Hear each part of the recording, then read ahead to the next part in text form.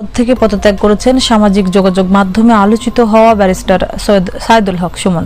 বৃহস্পতিবার পদ থেকে অব্যাহতি চেয়ে চিফ প্রসিকিউটরের কাছে পদত্যাগপত্র দাখিল করেন। সুমন জানান, সামাজিক কার্যক্রমে জড়িত হয়ে পড়ায় সময় দিতে না পারার কারণেই পদত্যাগ করেছেন। আমি ধন্যবাদ জানাই যে এই সরকারকে আমাকে ওনারা যোগ্য মনে করেছিলেন, আমাকে এখানে নিয়োগ দিয়েছেন। ব্যারিস্টার সাইদুল হক সুমনকে অব্যাহতি দেওয়া হয়েছে। সাধারণ সম্পাদক মাইনুল হোসেন খান নিখিল শনিবার রাতে বিষয়টি নিশ্চিত করেন। ব্যারিস্টার সুমনের কাছে অব্যাহতি পত্র পাঠানোর কথা জানিয়েছেন দপ্তর সম্পাদক দেলোয়ার শাহজাদা। পদত্যাগ করলেন কি কারণে? তা আমার কাছে মনে হইলো যে আমি সারা জীবন মানুষের নৈতিকতা নিয়ে কথা বলছি, মানুষের অনৈতিক কাজগুলো তুলে ধরছি। আমি নিজেই যদি সময় না দিই, রাষ্ট্রীয় কোষাগার থেকে যদি বেতন নেই, তো এটা আমার কাছে অনৈতিক মনে হয়েছে। তা আমি নিজে নৈতিকতার কথা বলে আমি নিজে যদি অনৈতিক কাজ করি বা মনে হয় আমার কাছে যেটা অনৈতিক হচ্ছে, তা আমার মনে হয় এটার থেকে চলে যাওয়াই আমার। ব্যারিস্টার সুমন সে পদত্যাগ করাটাই তার জন্য ভালো মনে করেছেন, এই কারণেই সে পদত্যাগ করেছেন। তবে কথা হচ্ছে, যেই ব্যারিস্টার সুমন সে বিপুল ভোটে বিজয় হয়ে সে নির্বাচিত হয়েছিল, সেই ব্যারিস্টার সুমন এখন কেন পদত্যাগ করেছে সেটাই কিন্তু আমাদের বোঝার বিষয়। নিশ্চয়ই এর পিছনে কারো হুমকি ধমকি চাপ বিভিন্ন কিছু রয়েছে। তবে সেই বিষয়টা কিন্তু ক্লিয়ার করেছেন ব্যারিস্টার সুমন তিনি নিজেই। এটা আজকে ভিডিওতে প্রমাণ সহ আপনারা সরাসরি ব্যারিস্টার সুমনের মুখ থেকেই শুনবেন। আর ব্যারিস্টার সুমন সে নির্বাচিত হওয়ার পর সে যার সন্তান, সে ফেসবুকার, সে বাস্টার্ড, বিভিন্ন ধরনের গালিগালাজ এবং বিভিন্ন ধরনের চাপের সম্মুখীন কিন্তু এই পর্যন্ত হয়েছেন। যে বিষয়গুলো সে নিজেই আপনাদের উদ্দেশ্যে ক্লিয়ারভাবে বলে দিয়েছেন। তো দর্শক, এই বিষয়ের কিছু অংশ ভিডিও শুরুতে শিরোনাম আপনারা দেখেছেন, বিস্তারিত দেখবেন পুরো ভিডিও জুড়ে। এই বিষয়গুলো দেখার পূর্বে আপনাদের একটা অনুরোধ করব, যারা আমাদের চ্যানেলে নতুন আসছেন চ্যানেলটি সাবস্ক্রাইব করে অল ক্লিক করে বেল আইকনটি চালু করে দেবেন, তাহলে নিত্য নতুন পরিবেশন করা আলোচিত সংবাদগুলো অটোমেটিকভাবে আপনারা পেয়ে যাবেন। দর্শক, চলুন আমরা এখন দেখব যে ব্যারিস্টার সুমন সে কি চাপের কারণে, কি কারণে মূলত সে পদত্যাগ করেছে, তাকে কে কে মূলত হুমকি ধমকি দিয়েছে, কে কে চাপ দিয়েছে, এই বিষয়গুলো আমরা তার মুখ থেকে শুনবো। এবং পাশাপাশি তাকে কে কে গালিগালাজ দিয়েছে, কে কি বলেছে, সে নির্বাচিত হওয়ার কারণে কার কার থেকে সে চাপের সম্মুখীন হয়েছে, বিস্তারিত বিষয়গুলো আমরা তার মুখ থেকে একের পর এক দেখে আসি। ধৈর্য ধরে একটা লাইক দিয়ে ভিডিওটি দেখতে থাকুন। 4 মাস 5 মাস আগেও এই মাটির দ্বারাই আমার গালাগালি বন্ধ করা হয়েছে। আমি একটা নির্বাচন করতে গিয়ে আমি শুনছি যে আমি বাস্টার্ড, আমি জারদ। আমি শুনছি যে আমার জন্মের মধ্যে অভিশাপ আছে। আমি শুনছি আমার দেখতে পাকিস্তানের মতো লাগে। আমি শুনছি যে তোর মতো ব্যারিস্টার ভার তোলে পড়ে। এরপরও আমি শুনছি যে আমি ইউটিউবার, ফেসবুক করি। আজকে আমার সামনে যারা আছো তোমরা, তোমাদেরকে বলতে চাই, জীবনে ভালো করতে গেলে, সফল হইতে গেলে সব সময় সাবের ছেলে হইতে হয় না, নিজের যোগ্যতায় হওয়া যায়। তা আমার প্রশ্ন হইল, 4.5 মাসে যদি 31 কোটি ভাইয়া থাকে, আরে আমি তো এমপি, আমরা তো মন্ত্রীও পাইছিলাম, জীবনে 49 আপনারা 5 টাকা পাইছেন, এরকম কোনো ঘোষণা আইছিলনি।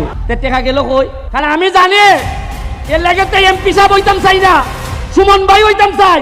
কারণ আগামীবার এমপি নাও থাকতাম পারে, কিন্তু ভালোবাসা দিয়ে আপনার ভাই হইতে পারলে বই যাও, আমি শান্তি পাইমু। তোমরা খালি একটু ধৈর্য ধরো। মাধবপুর আর সোনারঘাটের কপালো কিতা কিতা আনতাছে, খালি দেখে যাও কিতা কিতা। আরো তো অনেক রয়েছে, মমতা যত আইছে না, খালি খেলা শুরু হইছে।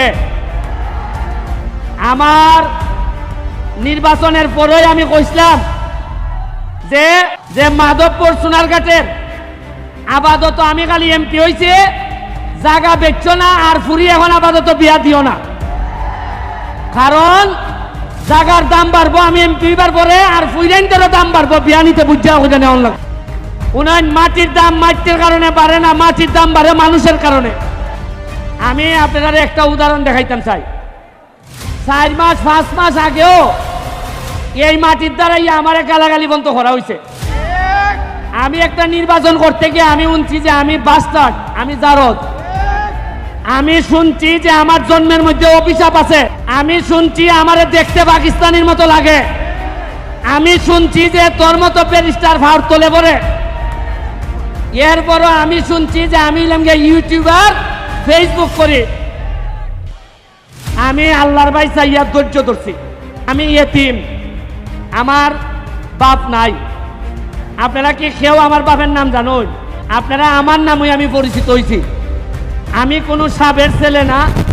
আমি আপনার মতো জায়গার থেকে একবারে Trinamool TCP high school Sonarghat থেকে উঠতে আমি আজকে ব্যারিস্টার হয়েছি। আমি এই গল্পটা কইতাছি তোমাদেরকে এই কারণে, আজকে আমার সামনে যারা আছো তোমরা, তোমাদেরকে বলতে চাই, জীবনে ভালো করতে গেলে, সফল হইতে গেলে সব সময় সাবের ছেলে হইতে হয় না, নিজের যোগ্যতায় হওয়া যায়। তোমরা ভাবতে পারো যে আমি ধর্মঘট, আমি কি পারবো? তোমরা কি জানো আমি ধর্মঘটের বিষয়ে আমি খালি শুনতাম ধর্মঘট ধর্মঘট ধর্মঘট।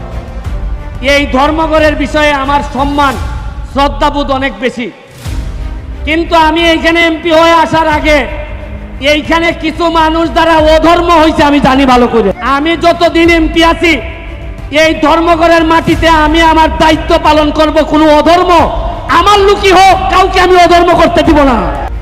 আমার ভাই মাত্র একটা, আমার ভাই লন্ডন থাকে, এর মানে আর কোনো ভাই নাই, আপন রক্তের ভাই নাই।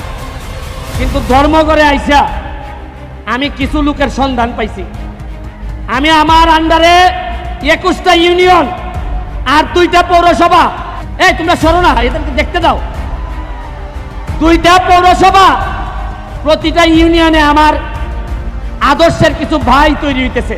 ও আমার নির্বাচন থেকে শুরু করে আজকে পর্যন্ত আমারে যেভাবে সহযোগিতা করছে, আমার কাছে মনে হয় আমারে যদি মাইরা ফেলা হয়, আমি যদি হঠাৎ করে মারা যাই, আজকে যখন আমি হেলিকপ্টারে নামি, আমি স্টেডিয়ামে, আমি যখন আকাশে ছিলাম, তখন আমার কাছে মনে হয়েছে আমি যদি এখন মারা যাই তাহলে আমার মাধবপুর সোনারঘাটের কি হবে। পদত্যাগ করলেন কি কারণে? অনেকদিন তো ট্রাইব্যুনালে কাজ করছি নিষ্ঠার সাথে, ইদানিং তো আসলে সামাজিক অনেক স্বেচ্ছাসেবকমূলক কাজে জড়াই গেছি। অনেকগুলো মামলা যেগুলো আসলে আমার কাছে মনে হয়েছে যে আমি যদি না দাঁড়াই বা এইরকম তাদের পাশে দাঁড়ানোর লোকের সংখ্যা কম, এইগুলো করতে করতে অনেক সামাজিক কাজের সাথে জড়াই যাওয়ার কারণে ট্রাইব্যুনালে আমি কিন্তু সময় দিতে পারতেছি না।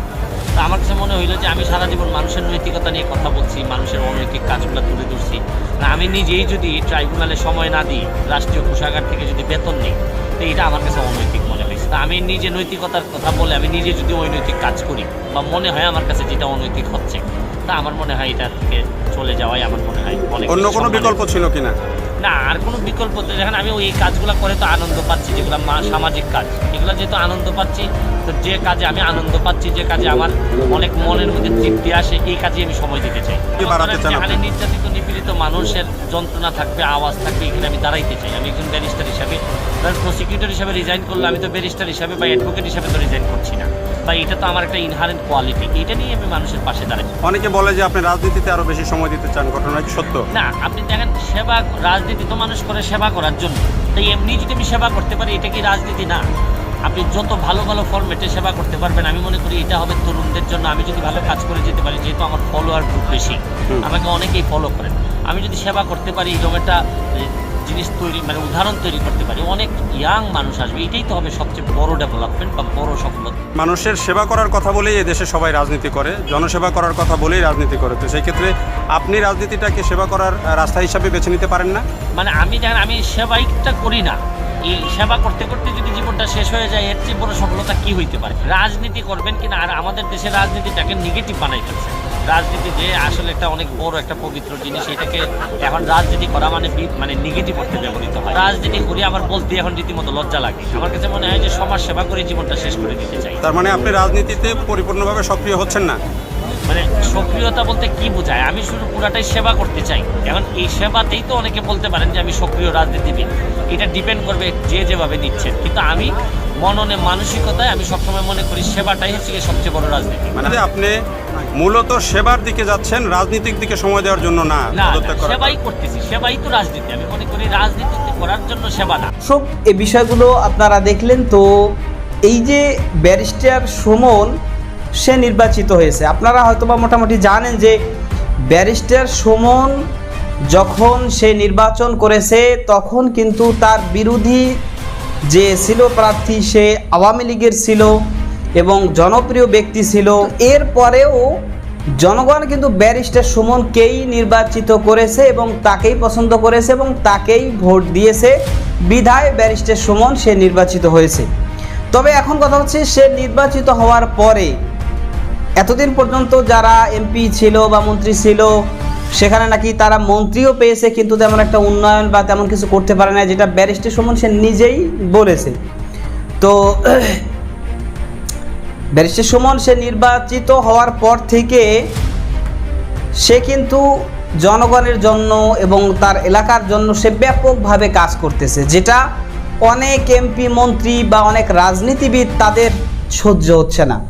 কারণ তারা তো জনগণের জন্য এইভাবে কাজ করার জন্য তারা নির্বাচন করেনি বা তারা নেতা হয়নি বা তারা হয়নি, কিন্তু ব্যারিস্টার সুমন সে তো জনগণের জন্য কাজ করতে চায়, সে দেশের জন্য কাজ করতে চায়, সে বঙ্গবন্ধুর একজন সত্যিকার অর্থেই একজন সৈনিক সে হতে চায়।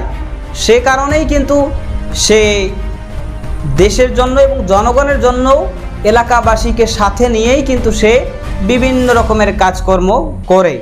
যদিও ব্যারিস্টার সুমন ইতিপূর্বে আমরা দেখেছি সে বিভিন্ন বিষয় নিয়ে, ধর্মীয় বিষয়, বিভিন্ন বিষয় নিয়ে বিতর্কিত হয়েছে, তবে যেটা অতীত হয়তোবা সে সেগুলো ছেড়ে এখন হতে পারে, সংশোধনও হতে পারে। তো যেটাই হোক, তো এই যে বিষয়গুলো এগুলো এখন অনেকের মানে তারা সহ্য করতে পারতেছে না, তারা দেখতে পারতেছে না। এই জন্য বলতেছে যে সে ব্যারিস্টার সুমনকে বলতেছে যে সে এমপি হয়েছে, তার কাজ কি গিয়ে ডোবায় বা একটা নোংরাযুক্ত জায়গা পরিষ্কার করবে, সেখানে কি তার গিয়ে নিজের কাজ করার কোনো কাজ আছে? সে এমপি হয়েছে তো এই জন্য না, এরকম বিভিন্ন কথা কিন্তু তারা মানে অনেকে বলে। তবে সে তো সেখানে নিজে শরিক হয় কী কারণে? মানুষকে উৎসাহ দেয় যে আমিও কাজ করতেছি, আমার সাথে তোমরাও কাজ করো, এই করতে চায়। কিন্তু এইটাকে যদি এখন নেগেটিভভাবে মানুষ নেয়, এবং শুধুমাত্র তাই নয়, সংসদে আপনারা ইতিমধ্যে দেখেছেন যে কত বাজেট হয়েছে এবং কত টাকা এই কয় মাসে ব্যারিস্টার সুমন সে পাইছে, প্রত্যেক এমপি মন্ত্রী কত পাইছে। এখন ব্যারিস্টার সুমন সে যখন বিষয়গুলো প্রচার করে দেয়, প্রকাশ করে দেয় যে এত কোটি টাকা আমি পেয়েছি এবং এই পর্যন্ত এত এত কাজ করছি, তো তখন কিন্তু যারা চোর ডাকাত, যারা চুরি করতে, ডাকাতি করতে আর লুটতারাজি করতে সংসদে আসছে, তাদের কিন্তু পুরোপুরি গায়ে লেগে যায়, তাদের পুরোপুরি গায়ে লেগে যায়। কারণ তারা তো ওই টাকা আর তখন মেরে খেতে পারবে না, তখন তো তাদের কাজ দেখাইতে হবে, এই কাজে টাকাটা ব্যয় করছি। যার কারণে কিন্তু এই সমস্ত চোর ডাকাত বাটপার যারা, তাদের গায়ে কিন্তু এইগুলো লেগে যায়। এবং সে কারণে এই যে ইতিপূর্বে আপনারা দেখেছেন সংসদে বসে প্রধানমন্ত্রীর কাছে নালিশ দিতেছে যে প্রধানমন্ত্রী একজন এমপি সে কেন বলবে যে আমি এই 30 কোটি টাকা পাইছি বা 28 লক্ষ টাকা পাইছি, এত টাকা পাইছি, এটা সে কেন বলবে? তাহলে তো আমরা যে চুরি ডাকাতি করি, আমরা যা কিছু করি, এগুলো তো জনগণের কাছে প্রকাশ হয়ে যায়। এটা তো হতে পারে না, এটা তো হতে পারে না। এই কারণেই কিন্তু মানে তাদের গায়ে এই বিষয়গুলো লাগে।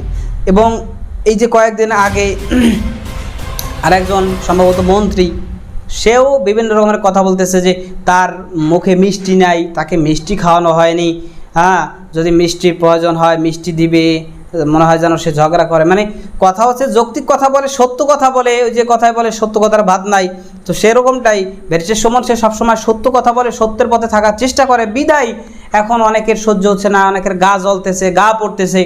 কারণ এখন তো আর লুটপাটের একটা সাম্রাজ্য তৈরি করতে পারতেছে না, এই কারণে এখন মানে মন মতো কিছু চাইলেই করতে পারতেছে না, এই জন্য গা জ্বলতেছে, এই জন্য খুব গায়ে জ্বালা পোড়া তৈরি হয়ে যাচ্ছে। তো যাই হোক দর্শক, যে বিষয়গুলো আপনারা দেখলেন, ব্যারিস্টার সুমন যে কথাগুলো বলল, সেই কথাগুলোর বিষয়ে আপনার কোনো মতামত থাকলে সেটা কমেন্ট সেকশনে জানাবেন। ভালো থাকবেন, সুস্থ থাকবেন, দেখা হবে নতুন কোনো ভিডিওতে, কথা হবে নতুন কোনো বিষয়। আজকে পর্যন্তই, আসসালামু আলাইকুম রহমতুল্লাহ।